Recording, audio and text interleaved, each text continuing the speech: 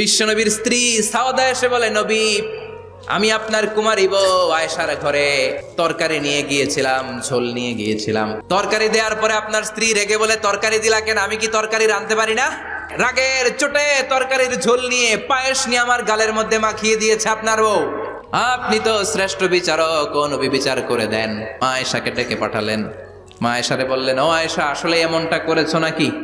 মা এসে বলে, নবী, তখন আমার মেজাজটা বড্ড গরম ছিল, আসলে কাজটা ঠিক হয় নাই, আমারে ক্ষমা করেন। বিষ্ণু বললেন, আমার আদালতের রায় হচ্ছে কিসাস। সাউদাকে যেমনি তুমি পায়েস মাখিয়ে দিয়েছ, সাউদাও পায়েসের বাটি থেকে কিছু পায়েস নিয়ে আয়েশার গালে মাখো। সাউদাও বিশ্বনবীর রায় অনুযায়ী বাটি থেকে পায়েসের ঝোল নিয়ে মা আয়েশার গালের মধ্যে মেখে দিলেন। মা আয়েশা কি আর করবেন, হেসে দিলেন।